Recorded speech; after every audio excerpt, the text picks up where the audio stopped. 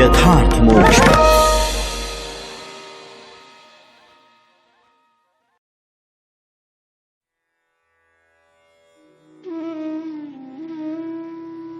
सोलहवां अध्याय। वंदीजन द्वारा महाराज पृथु की स्तुति। श्री मैत्रेय जी कहते हैं, महाराज पृथु ने जब इस प्रकार कहा तब उनके वचनामृत का आस्वादन करके सूत आदि गायक लोग बड़े प्रसन्न हुए। फिर वे मुनियों की प्रेरणा से उनकी इस प्रकार स्तुति करने लगे। आप साक्षात देव प्रवर श्री नारायण ही हैं, जो अपनी माया से अवतीर्ण हुए हैं। हम आपकी महिमा का वर्णन करने में समर्थ नहीं हैं। आपने जन्म तो राजा वेन के मृतक शरीर से लिया है, किंतु आपके पौरुषों का वर्णन करने में साक्षात ब्रह्मादि की बुद्धि भी चकरा जाती है। तथापि आपके कथामृत के आस्वादन में आदर बुद्धि रखकर मुनियों के उपदेश के अनुसार उन्हीं की प्रेरणा से हम आपके परम प्रशंसनीय कर्मों का कुछ विस्तार करना चाहते हैं। आप साक्षात श्री हरि के कला अवतार हैं और आपकी कीर्ति बड़ी उदार है। ये धर्मधारियों में श्रेष्ठ महाराज पृथु लोक को धर्म में प्रवृत्त करके धर्म मर्यादा की रक्षा करेंगे तथा उसके विरोधियों को दंड देंगे।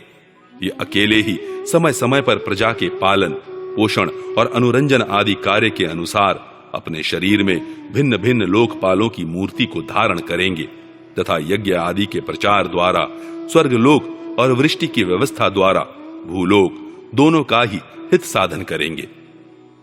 ये सूर्य के समान अलौकिक महिमान्वित प्रतापवान और समदर्शी होंगे। जिस प्रकार सूर्य देवता 8 महीने तपते रहकर जल खींचते हैं और वर्षा ऋतु में उसे उड़ेल देते हैं, उसी प्रकार ये कर आदि के द्वारा कभी धन संचय करेंगे और कभी उसका प्रजा के हित के लिए व्यय कर डालेंगे। ये बड़े दयालु होंगे। यदि कभी कोई दीन पुरुष इनके मस्तक पर पैर भी रख देगा तो भी ये पृथ्वी के समान उसके इस अनुचित व्यवहार को सदा सहन करेंगे। कभी वर्षा न होगी और प्रजा के प्राण संकट में पड़ जाएंगे तो ये राजवेशधारी श्री हरि इंद्र की भांति जल बरसाकर अनायास ही उसकी रक्षा कर लेंगे। ये अपने अमृतमय मुख चंद्र की मनोहर मुस्कान और प्रेम भरी चितवन से संपूर्ण लोकों को आनंद मग्न कर देंगे। इनकी गति को कोई समझ न सकेगा। इनके कार्य भी गुप्त होंगे तथा उन्हें संपन्न करने का ढंग भी बहुत गंभीर होगा। इनका धन सदा सुरक्षित रहेगा। ये अनंत महात्मय और गुणों के एकमात्र आश्रय होंगे। इस प्रकार मनस्वी पृथु साक्षात वरुण के ही समान होंगे। महाराज पृथु वेन रूप अरणि के मंथन से प्रकट हुए अग्नि के समान है। शत्रुओं के लिए ये अत्यंत दूरदर्श और दुस्सह होंगे। ये उनके समीप रहने पर भी सेनादि से सुरक्षित रहने के कारण बहुत दूर रहने वाले से होंगे। शत्रु कभी इन्हें हरा न सकेंगे। जिस प्रकार प्राणियों के भीतर रहने वाला प्राण रूप सूत्रात्मा शरीर के भीतर बाहर के समस्त व्यापारों को देखते रहने पर भी उदासीन रहता है, उसी प्रकार ये गुप्तचरों के द्वारा प्राणियों के गुप्त और प्रकट सभी प्रकार के व्यापार देखते हुए भी अपनी निंदा और स्तुति आदि के प्रति उदासीनवत रहेंगे। ये धर्म मार्ग में स्थित रहकर अपने शत्रु के पुत्र को भी दंडनीय न होने पर कोई दंड न देंगे और दंडनीय होने पर तो अपने पुत्र को भी दंड देंगे। भगवान सूर्य मानसोत्तर पर्वत तक जितने प्रदेश को अपनी किरणों से प्रकाशित करते हैं, उस संपूर्ण क्षेत्र में इनका निष्कंटक राज्य होगा। ये अपने कार्यों से सब लोगों को सुख पहुंचाएंगे, उनका रंजन करेंगे। इससे उन मनोरंजनात्मक व्यापारों के कारण प्रजा इन्हें राजा कहेगी। ये बड़े दृढ़ संकल्प, सत्य प्रतिज्ञ, ब्राह्मण भक्त, वृद्धों की सेवा करने वाले, शरणागत वत्सल, सब प्राणियों को मान देने वाले और दीनों पर दया करने वाले होंगे। ये परस्त्री में माता के समान भक्ति रखेंगे, पत्नी को अपने आधे अंग के समान मानेंगे, प्रजा पर पिता के समान प्रेम रखेंगे और ब्रह्मवादियों के सेवक होंगे। दूसरे प्राणी इन्हें उतना ही चाहेंगे जितना अपने शरीर को। ये सुहृदों के आनंद को बढ़ाएंगे। ये सर्वदा वैराग्यवान पुरुषों से विशेष प्रेम करेंगे और दुष्टों को दंडपाणी यमराज के समान सदा दंड देने के लिए उद्यत रहेंगे। तीनों गुणों के अधिष्ठाता और निर्विकार साक्षात श्री नारायण ने ही इनके रूप में अपने अंश से अवतार लिया है, जिनमें पंडित लोग अविद्यावश प्रतीत होने वाले इस नानात्व को मिथ्या ही समझते हैं।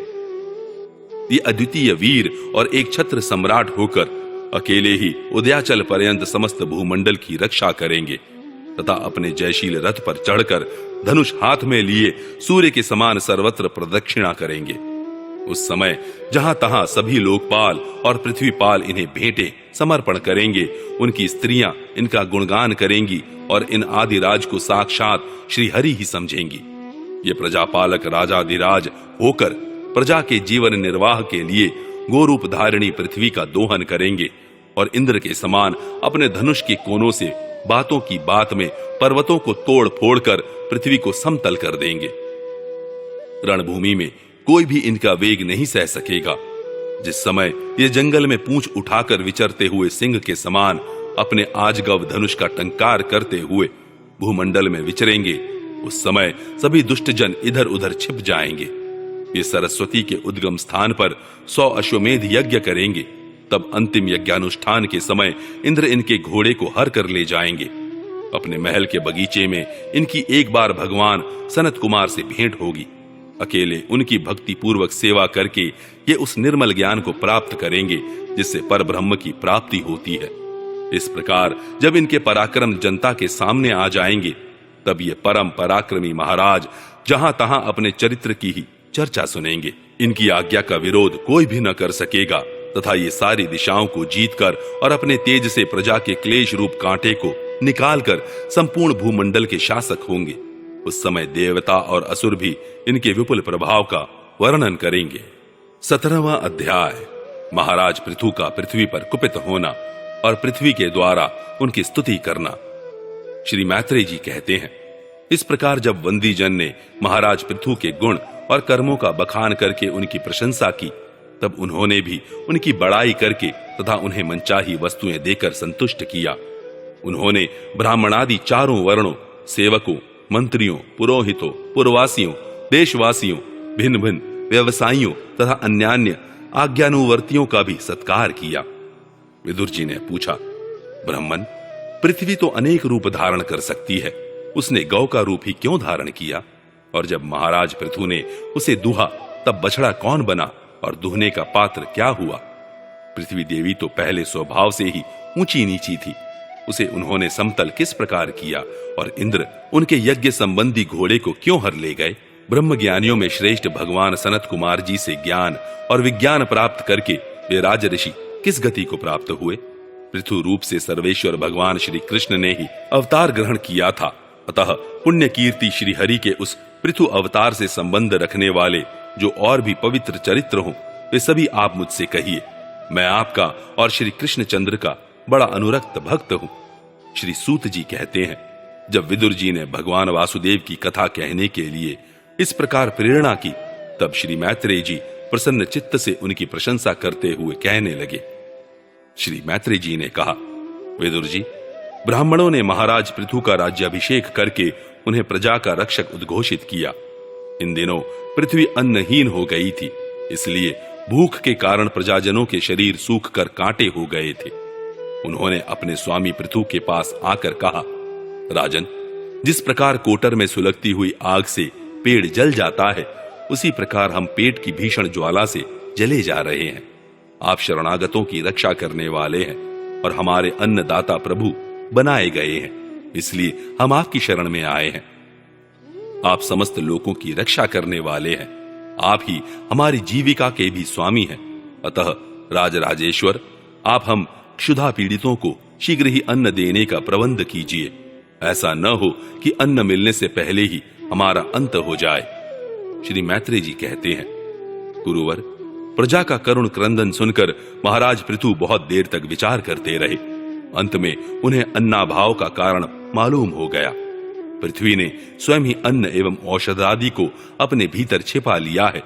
अपनी बुद्धि से इस बात का निश्चय करके उन्होंने अपना धनुष उठाया और त्रिपुर विनाशक भगवान शंकर के समान अत्यंत क्रोधित होकर पृथ्वी को लक्ष्य बनाकर बाण चढ़ाया। उन्हें शस्त्र उठाए देख पृथ्वी कांप उठी और जिस प्रकार व्याध के पीछा करने पर हरिणी भागती है, उसी प्रकार वह डरकर गौ का रूप धारण करके भागने लगी। यह देखकर महाराज पृथु की आंखें क्रोध से लाल हो गईं। वे जहां जहां पृथ्वी गई, वहां वहां धनुष पर बाण चढ़ाए उसके पीछे लगे रहे। दिशा, विदिशा, स्वर्ग, पृथ्वी और अंतरिक्ष में जहां जहां भी वह दौड़कर जाती, वहीं उसे महाराज पृथु हथियार उठाए अपने पीछे दिखाई देते। जिस प्रकार मनुष्य को मृत्यु से कोई नहीं बचा सकता, उसी प्रकार उसे त्रिलोकी में वेन पुत्र पृथु से बचाने वाला कोई भी न मिला। तब वह अत्यंत भयभीत होकर दुखित चित्त से पीछे की ओर लौटी और महाभाग पृथु जी से कहने लगी, धर्म के तत्व को जानने वाले शरणागत वत्सल राजन, आप तो सभी प्राणियों की रक्षा करने में तत्पर हैं, आप मेरी भी रक्षा कीजिए। मैं अत्यंत दीन और निरपराध हूं, आप मुझे क्यों मारना चाहते हैं? इसके सिवा आप तो धर्मज्ञ माने जाते हैं, फिर मुझ स्त्री का वध आप कैसे कर सकेंगे? स्त्रियां कोई अपराध करें तो साधारण जीव भी उन पर हाथ नहीं उठाते, फिर आप जैसे करुणामय और दीन वत्सल तो ऐसा कर ही कैसे सकते हैं? मैं तो एक सुदृढ़ नौका के समान हूं, सारा जगत मेरे ही आधार पर स्थित है, मुझे तोड़कर आप अपने को और अपनी प्रजा को जल के ऊपर कैसे रखेंगे? महाराज पृथु ने कहा, पृथ्वी, तू मेरी आज्ञा का उल्लंघन करने वाली है। तू यज्ञ में देवता रूप से भाग तो लेती है, किंतु उसके बदले में हमें अन्न नहीं देती, इसलिए आज मैं तुझे मार डालूंगा।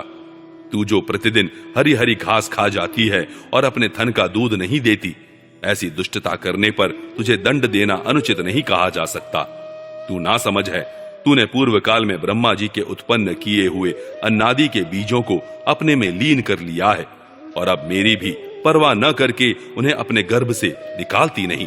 अब मैं अपने बाणों से तुझे छिन्न भिन्न कर तेरे मेदे से इन क्षुधातुर और दीन प्रजाजनों का करुण क्रंदन शांत करूंगा। जो दुष्ट अपना ही पोषण करने वाला तथा अन्य प्राणियों के प्रति निर्दय हो, वह पुरुष, स्त्री अथवा नपुंसक कोई भी हो, उसका मारना राजाओं के लिए न मारने के ही समान है। तू बड़ी गर्वीली और मदोन्मत्ता है, इस समय माया से ही यह गौ का रूप बनाए हुए है। मैं बाणों से तेरे टुकड़े टुकड़े करके अपने योग बल से प्रजा को धारण करूंगा। उस समय महाराज पृथु काल की भांति क्रोधमय मूर्ति धारण किए हुए थे। उनके ये शब्द सुनकर धरती कांपने लगी और उसने अत्यंत विनीत भाव से हाथ जोड़कर कहा। पृथ्वी ने कहा, आप साक्षात परम पुरुष हैं तथा अपनी माया से अनेक प्रकार के शरीर धारण कर गुणमय जान पड़ते हैं। वास्तव में आत्मानुभव के द्वारा आप अधिभूत, अध्यात्म और अधिदैव संबंधी अभिमान और उससे उत्पन्न हुए राग द्वेषादि से सर्वथा रहित हैं। मैं आपको बार बार नमस्कार करती हूं। आप संपूर्ण जगत के विधाता हैं। आपने ही यह त्रिगुणात्मक सृष्टि रची है और मुझे समस्त जीवों का आश्रय बनाया है। आप सर्वथा स्वतंत्र हैं। प्रभु, जब आप ही अस्त्र शस्त्र लेकर मुझे मारने को तैयार हो गए, तब मैं और किसकी शरण में जाऊं?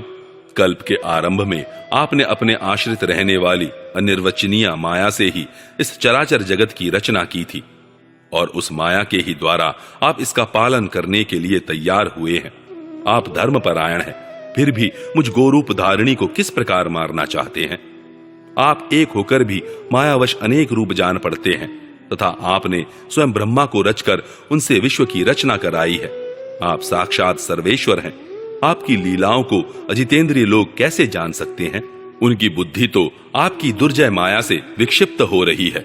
आप ही पंचभूत, इंद्रिय, उनके अधिष्ठात्री देवता, बुद्धि और अहंकार रूप अपनी शक्तियों के द्वारा क्रमशः जगत की उत्पत्ति, स्थिति और संहार करते हैं।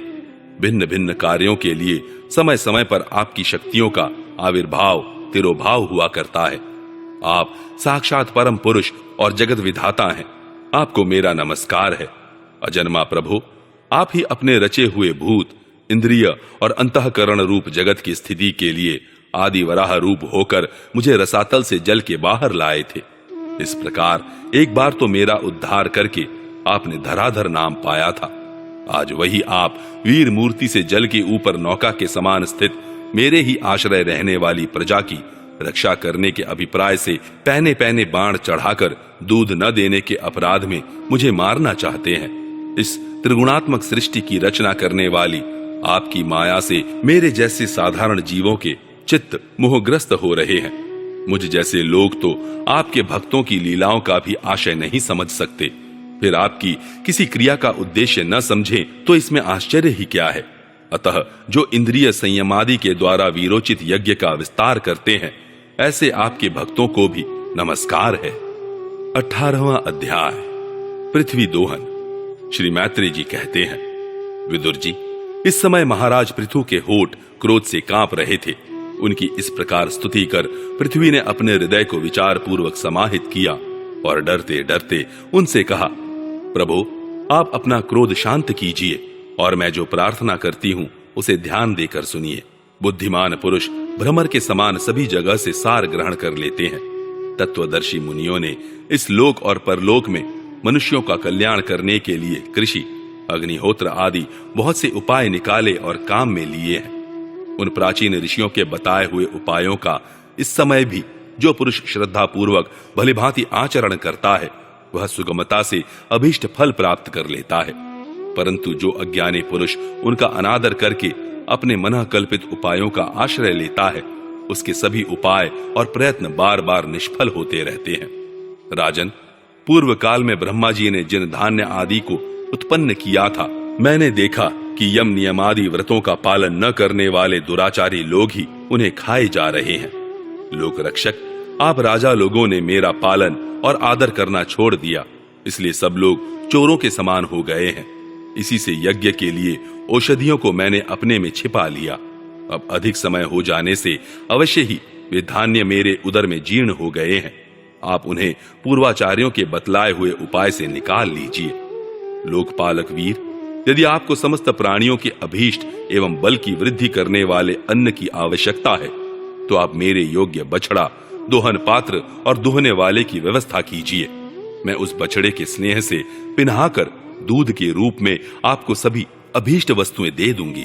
राजन, एक बात और है, आपको मुझे समतल करना होगा, जिससे कि वर्षा ऋतु बीत जाने पर भी मेरे ऊपर इंद्र का बरसाया हुआ जल सर्वत्र बना रहे, मेरे भीतर की आर्द्रता सूखने न पाए। यह आपके लिए बहुत मंगलकारक होगा। पृथ्वी के कहे हुए ये प्रिय और हितकारी वचन स्वीकार कर महाराज पृथु ने स्वयंभू मनु को बछड़ा बना अपने हाथ में ही समस्त धान्यों को दुह लिया। पृथु के समान अन्य विज्ञ जन भी सब जगह से सार ग्रहण कर लेते हैं, अतः उन्होंने भी पृथु जी के द्वारा वश में की हुई वसुंधरा से अपनी अपनी अभीष्ट वस्तुएं दुह ली। ऋषियों ने बृहस्पति जी को बछड़ा बनाकर इंद्रिय रूप पात्र में पृथ्वी देवी से वेद रूप पवित्र दूध दुहा। देवताओं ने इंद्र को बछड़े के रूप में कल्पना कर सुवर्णमय पात्र में अमृत, वीर्य, ओज और शारीरिक बल रूप दूध दुहा। दैत्य और दानवों ने असुर श्रेष्ठ प्रहलाद जी को वत्स बनाकर लोहे के पात्र में मदिरा और आसव रूप दूध दुहा। गंधर्व और अप्सराओं ने विश्वावसु को बछड़ा बनाकर कमल रूप पात्र में संगीत, माधुर्य और सौंदर्य रूप दूध दुहा। श्राद्ध के अधिष्ठाता महाभाग पितृगण ने अर्यमा नाम के पितरीश्वर को वत्स बनाया तथा मिट्टी के कच्चे पात्र में श्रद्धा पूर्वक कव्य रूप दूध दुहा। फिर कपिल देव जी को बछड़ा बनाकर आकाश रूप पात्र में सिद्धों ने अणिमादि, अष्ट सिद्धि तथा विद्याधरों ने आकाश गमन आदि विद्याओं को दुहा। किम पुरुषादि अन्य मायावियों ने मय दानव को बछड़ा बनाया तथा अंतर्धान होना, विचित्र रूप धारण कर लेना आदि संकल्पमयी मायाओं को दुग्ध रूप से दुहा। इसी प्रकार यक्ष, राक्षस तथा भूत पिशाचादि मांसाहारियों ने भूतनाथ रुद्र को बछड़ा बनाकर कपाल रूप पात्र में रुधिरासव रूप दूध दुहा। बिना फन वाले सांप, नाग और बिच्छू आदि विषैले जंतुओं ने तक्षक को बछड़ा बनाकर मुख रूप पात्र में विष रूप दूध दुहा। पशुओं ने भगवान रुद्र के वाहन बैल को वत्स बनाकर वन रूप पात्र में तृण रूप दूध दुहा। बड़ी बड़ी दाढ़ों वाले मांस भक्षी जीवों ने सिंह रूप बछड़े के द्वारा अपने शरीर रूप पात्र में कच्चा मांस रूप दूध दुहा तथा गरुड़ जी को वत्स बनाकर पक्षियों ने कीट पतंगादि, चर और फलादि अचर पदार्थों को दुग्ध रूप से दुहा। वृक्षों ने वट को वत्स बनाकर अनेक प्रकार का रस रूप दूध दुहा और पर्वतों ने हिमालय रूप बछड़े के द्वारा अपने शिखर रूप पात्रों में अनेक प्रकार की धातुओं को दुहा। पृथ्वी तो सभी अभीष्ट वस्तुओं को देने वाली है और इस समय वह पृथु जी के अधीन है, अतः उससे सभी ने अपनी अपनी जाति के मुखिया को बछड़ा बनाकर अलग अलग पात्रों में भिन्न भिन्न प्रकार के पदार्थों को दूध के रूप में दुह लिया। कुरुश्रेष्ठ विदुर जी, इस प्रकार पृथु आदि सभी अन्न भोजियों ने भिन्न भिन्न दोहन पात्र और वत्सों के द्वारा अपने अपने विभिन्न अन्न रूप दूध पृथ्वी से दुहे। इससे महाराज पृथु ऐसे प्रसन्न हुए कि सर्व काम दुहा पृथ्वी के प्रति उनका पुत्री के समान स्नेह हो गया और उसे उन्होंने अपनी कन्या के रूप में स्वीकार कर लिया। फिर राजाधिराज पृथु ने अपने धनुष की नोक से पृथ्वी को फोड़कर इस सारे भूमंडल को प्राय समतल कर दिया। वे पिता के समान अपनी प्रजा के पालन पोषण की व्यवस्था में लगे हुए थे। उन्होंने इस समतल भूमि में प्रजा वर्ग के लिए जहां तहां यथा योग्य निवास स्थानों का विभाग किया। अनेकों गांव, कस्बे, नगर, दुर्ग, अहीरों की बस्ती, पशुओं के रहने के स्थान, छावनियां, खाने, किसानों के गांव और पहाड़ों की तलहटी के गांव बसाए। महाराज पृथु से पहले इस पृथ्वी तल पर पुरग्रामादि का विभाग नहीं था। सब लोग अपने अपने सुभीते के अनुसार बेखटके जहां तहां बस जाते थे।